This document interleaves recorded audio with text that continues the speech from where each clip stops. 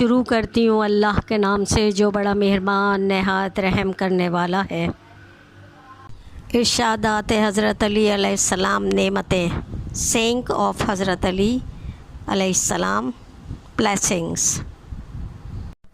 ہم اہل بیت کی معرفت خدا کی معرفت اور خدا کی معرفت ہماری معرفت پہ منحصر ہے۔ نعمتیں، اللہ کی ان تمام نعمتوں اور لاتعداد احسانوں کا شکر بجا لانے کے لیے اس سے مدد مانگتے رہو۔ جو شخص کھانے سے پہلے بسم اللہ اور آخر میں الحمدللہ کہے گا، اس کی نعمتوں کا سوال نہیں ہوگا۔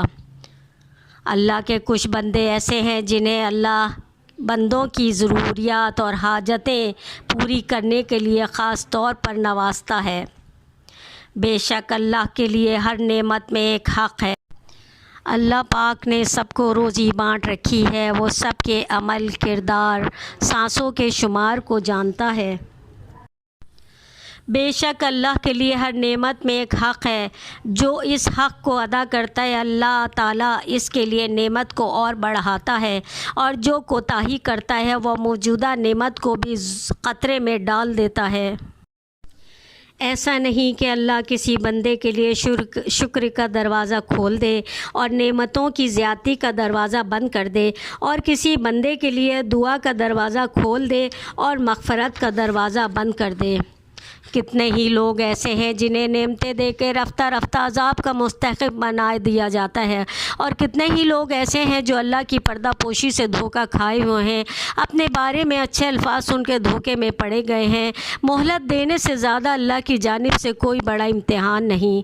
اے اللہ کے بندو، اس بات کو جانے رکھو کہ اللہ نے تمہیں بیکار پیدا نہیں کیا اور کھلے بندوں یوں ہی نہیں چھوڑ دیا۔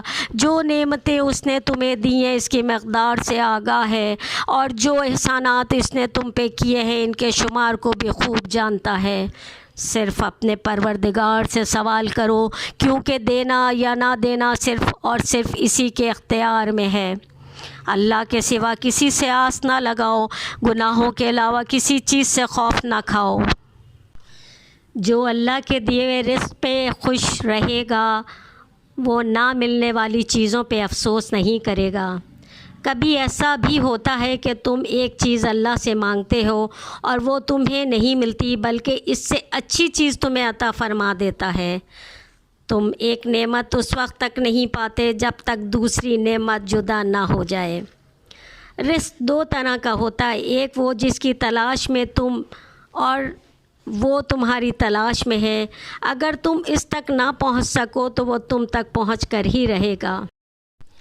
بے شک اللہ کے کئی بندے ایسے ہیں جن کو وہ اپنی بے حد بے شمار نعمتوں سے نوازتا ہے، تاکہ ان کے ذریعے دوسری مخلوق کو ان نعمتوں سے فائدہ حاصل ہو۔ پس جب تک وہ ان کو خرچ کرتے رہتے ہیں ان کے پاس رہتی ہے، اور اگر وہ ایسا نہیں کرتے تو ان سے چھن کر دوسروں کو عطا کر دیتا ہے۔ بے شک وہ مال جسے تو نے اللہ کی راہ میں خرچ کر دیا وہ قیامت میں تیرے لیے ذخیرہ ہوگا، اور جسے تو دنیا میں چھوڑ کر مرا اس سے دوسرے فائدے اٹھائیں گے۔ دنیا کی قبولیت میں تاخیر ہونے سے نا امید نہ ہو، جس قدر دیر ہوگی اسی قدر زیادہ انعام ملے گا، کہ اکثر دعاؤں کی مقبولیت بھی اسی لیے دیر ہوتی ہے کہ اللہ کو بڑا اجر عطا کر دینا، بہت بڑا عطیہ عطا فرمانا منظور ہوتا ہے۔ انسان کو اگر ہمیشہ آرام حاصل رہے تو آرام کی قدر نہیں ہوتی۔ اے آدم کی اولاد، جب تو دیکھے کہ اللہ سبحانہ تعالیٰ تجھے پے در پے نعمتیں دے رہا ہے اور تو مسلسل اس کی نافرمانی کر رہا ہے تو اس سے ڈرتے رہنا، ایسا نہ ہو کہ نعمتیں کہیں عذاب میں تبدیل نہ ہو جائیں۔ بے شک اللہ کا بندے پہ یہ حق ہے کہ وہ اس کی ہر نعمت کا شکر ادا کرتا رہے، پس جو اللہ کی نعمتوں کا شکر ادا کرتا ہے اللہ اس کو مزید نعمتیں عطا کر دیتا ہے، اور جو شخص نعمت پہ شکر ادا کرنے میں کوتاہی کرتا ہے اللہ اسے نعمت سے محروم کر دیتا ہے۔ जिस शख्स को 4 चीज़ें अता की हुई हैं वो 4 चीज़ों से महरूम नहीं रहता। जो दुआ करे वो कबूलियत से महरूम नहीं होता। जिसे तौबा की तौफ़ीक़ हो वो मकबूलियत से नाउम्मीद नहीं होता।